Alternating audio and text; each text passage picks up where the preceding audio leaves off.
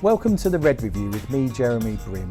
The Red Review is brought to you by Growth Ignition, the transformation and capability development business, all in the work-winning space, and the Bid Toolkit, its product set in bid process and training videos. So hello and welcome to the Red Review podcast with me, Jeremy Brim.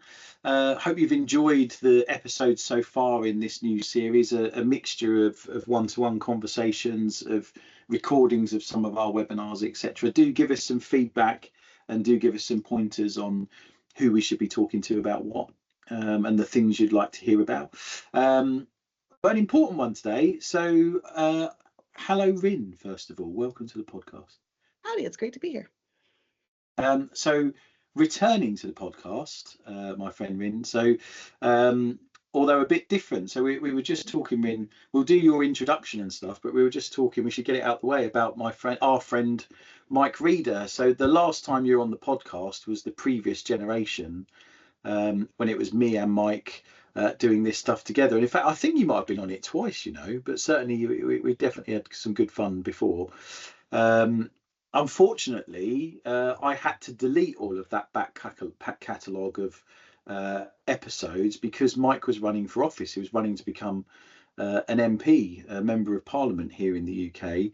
And since we've last spoken, we were just talking about it, he's been successful. So yeah, Mike is now it's quite weird it's quite a grown up thing, having an actual personal friend who's an MP in government. What a bizarre thing. It does make me feel quite old, actually, along with having a bit of more of a grey beard since we've got to know each other. So yeah, what a funny thing, hey? But we were just saying, Ryn, that there's a lot of correlation between the skills in winning work and the skills in running a campaign, right? Oh, absolutely. I ran for city council in my town in 2017 after Trump was elected.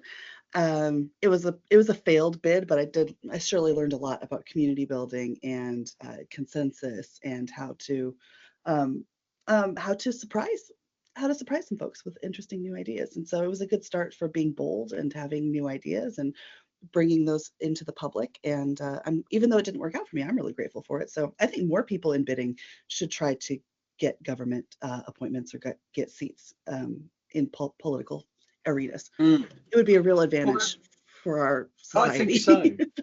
Yeah, I think so. Well, we were just discussing off camera, weren't we, that there's actually a huge benefit in having someone in government who understands procurement and bidding, how to get suppliers on board effectively, efficiently for the best outcomes with the biggest value.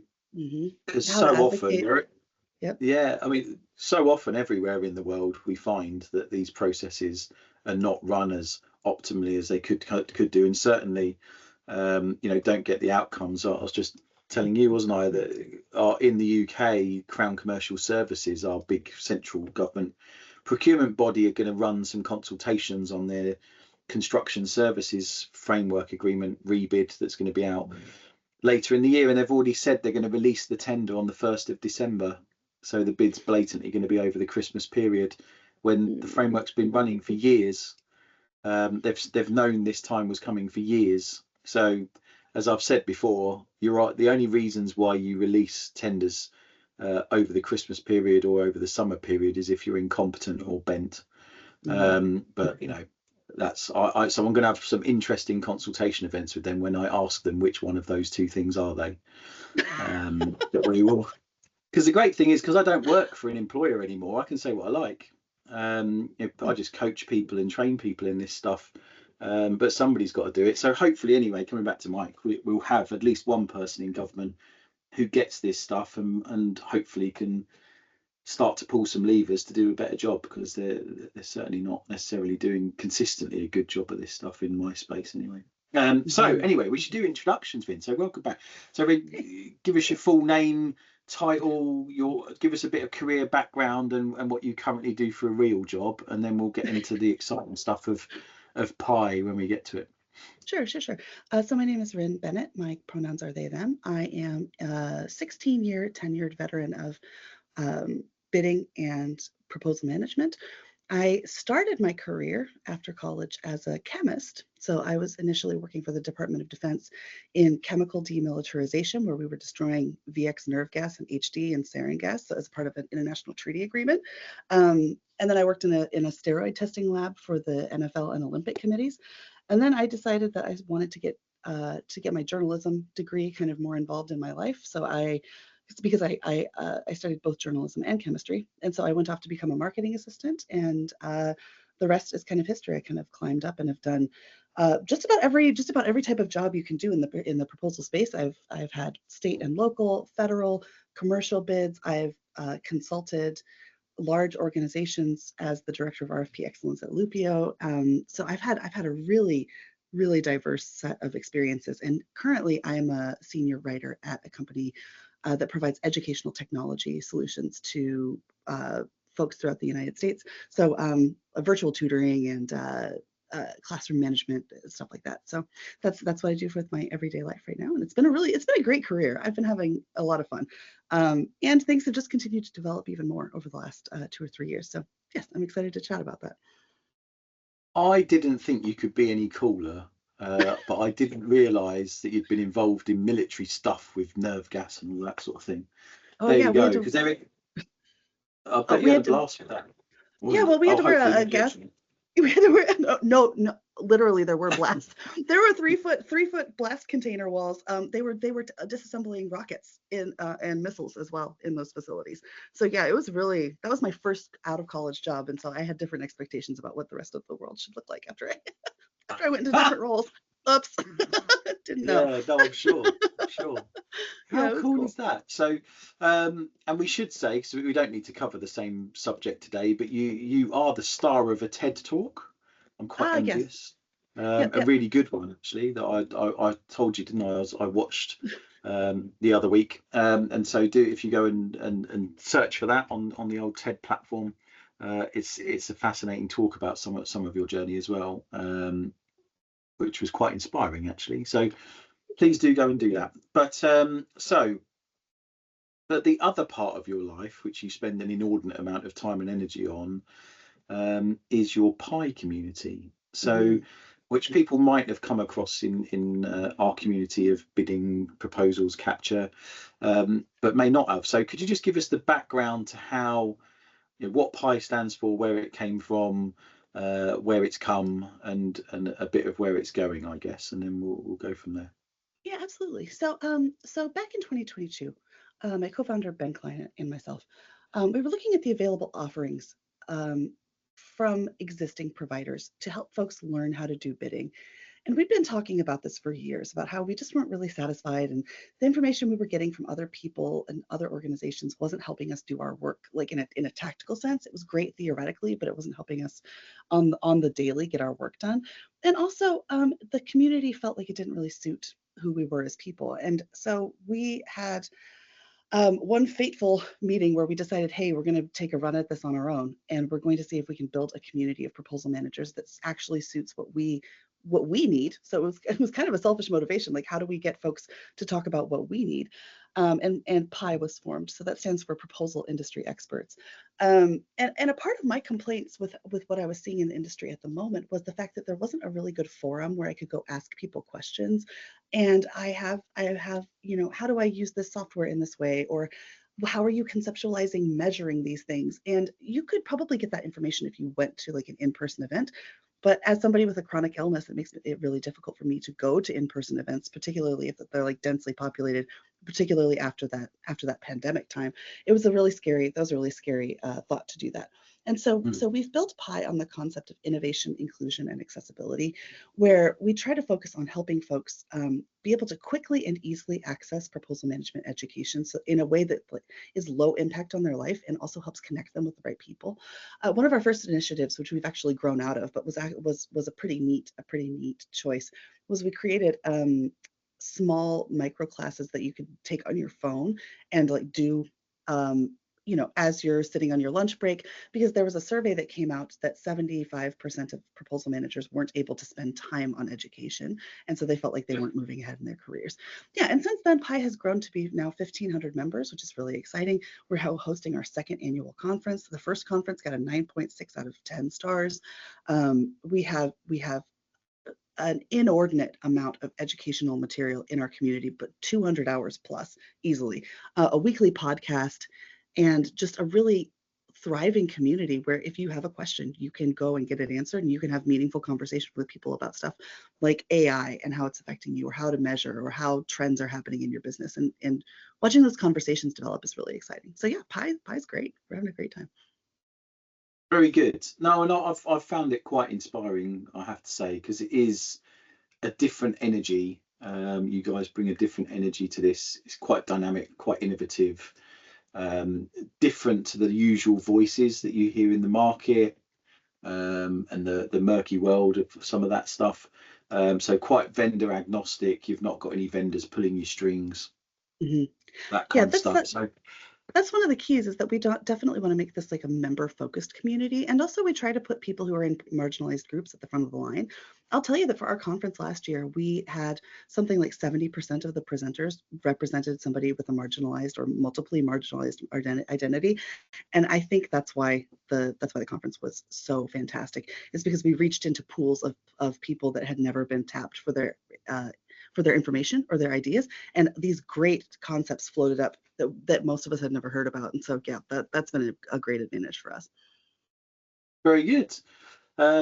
Well, we'll come into how I'm going to set those stats a bit backwards, actually, because I'm speaking at your conference in August, so we Yeah. should get into that in a second. The other thing, one of the things that put me onto you guys, actually, by complete chance, I had a call with a friend of mine that I used to mentor, who is head of bids. Well, actually, she's a partner in one of the world's best known architecture practices, one of the coolest jobs in the world, full stop, let alone in bidding.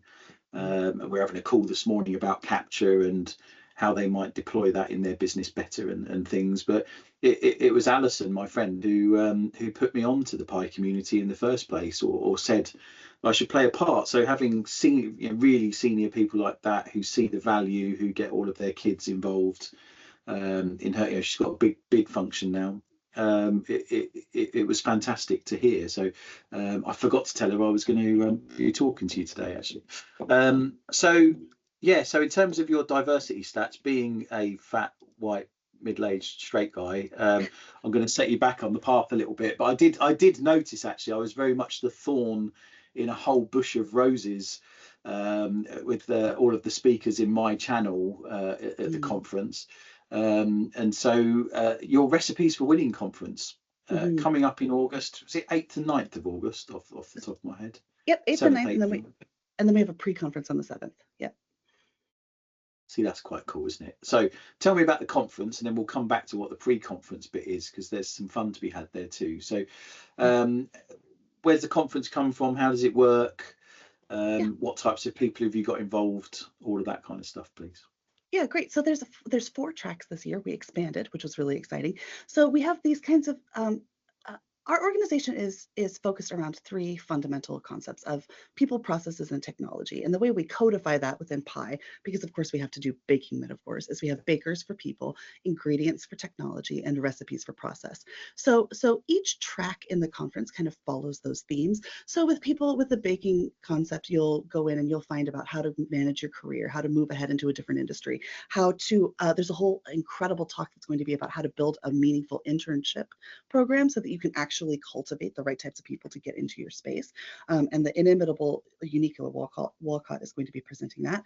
In ingredients, we're really obviously heavily focusing on AI this year, so that technology piece is coming through. But there's also other technologies and different methods of using technologies, including using software to do market research that we're bringing into that space as well. For the recipes track, it's process. So how do I go faster, better, higher quality, less cost, right? And how do I make sure that my customers are still engaged? And then finally this year, which is really exciting, we added the kitchen talk track, which is designed to help people who are either existing consultants or people who have wanted to become consultants. How do you get that off the ground? How do you remain authentic to yourself? And how do you get that information into people's hands so that you can have a winning consultancy? So that's it. We have 40 speakers over a 2-day span.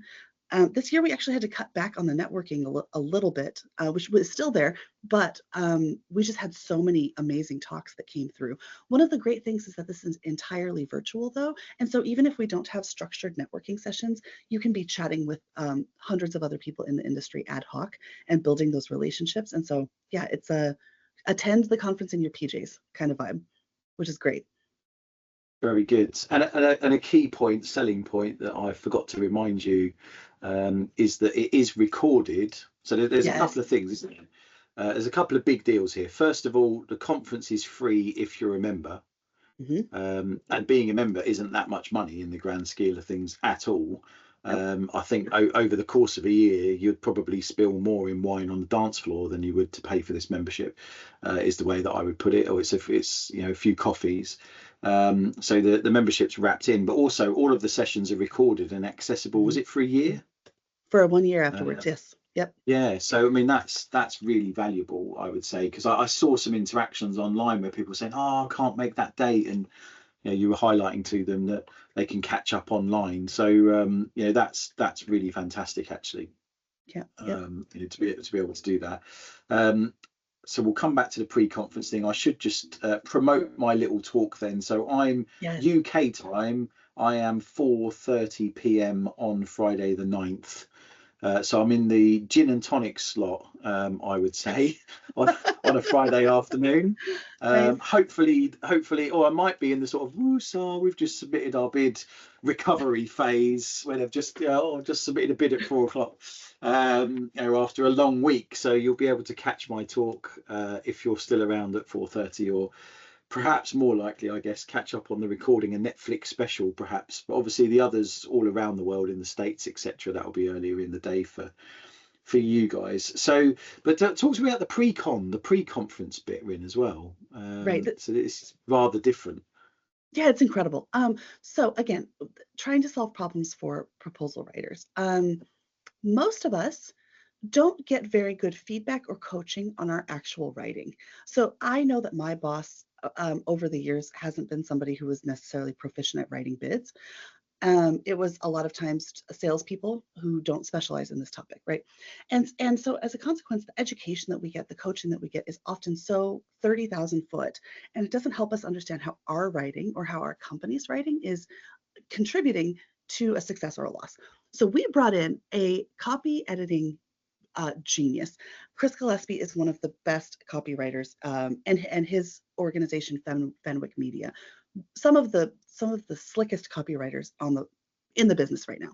And what can happen with this particular pre-conference is you can bring your actual bids, like something you've actually written, something somebody else from your company has written, and they are going to dissect it and help you understand how the writing could have been better. So instead of just saying, like, this is a general principle about how you can write better, you're getting in there and actually able to get your hands dirty, pull apart what your practice looks like, and everybody's agreeing to play nice and not divulge anything. If they have competitors that are there, it's fully confidential, it's not recorded.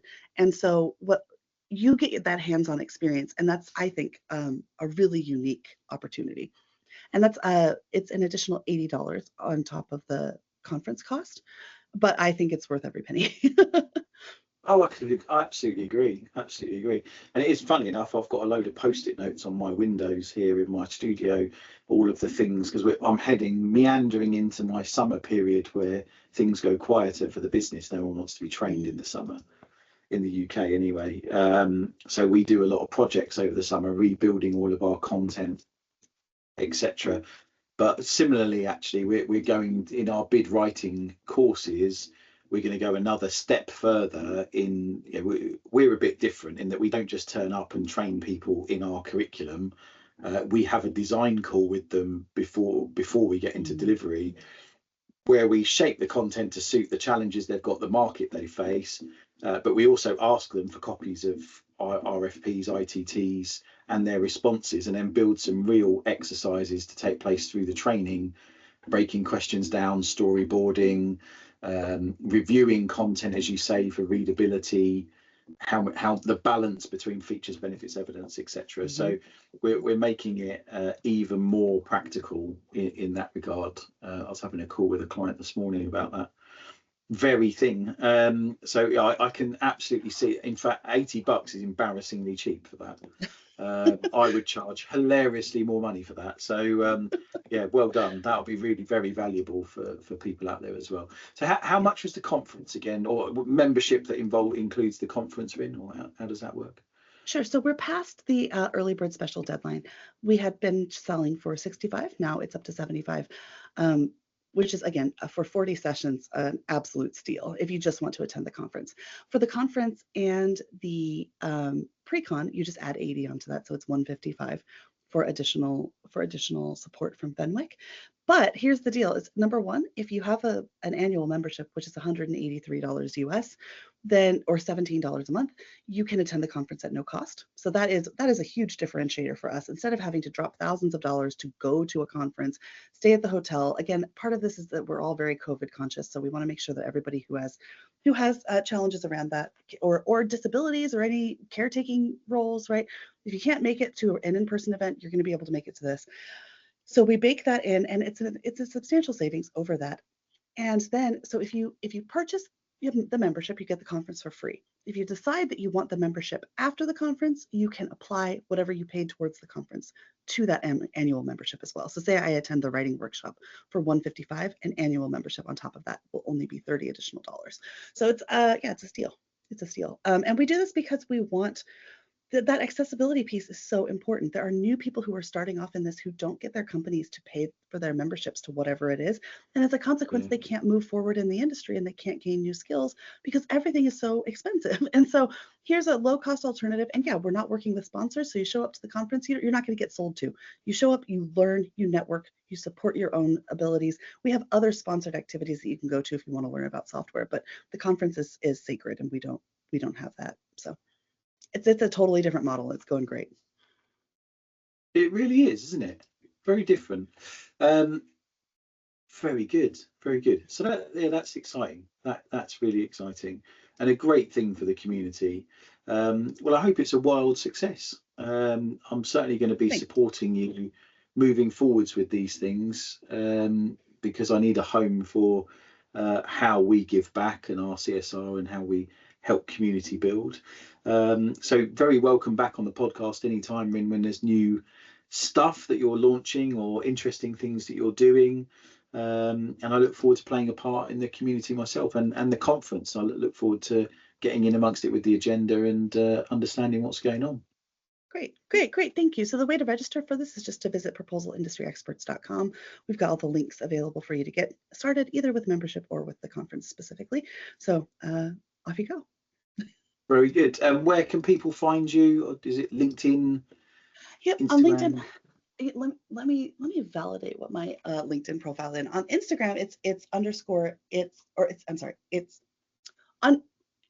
the word ITS _ Ryn for the win, if you want to do that. I'm pretty sure my LinkedIn is the same. How fantastic is that handle? Thank you. Yeah, it's the same on Instagram, but no it's. So just Ryn for the win, RYN for the win. Yep. Excellent. Okay, and yeah, and on LinkedIn too. Good. Okay. Well, look forward to seeing you at the conference. Thank you very much. We'll keep talking. Thank you. Have a great day for you. Evening for me. Cheers. Thanks. Thank you.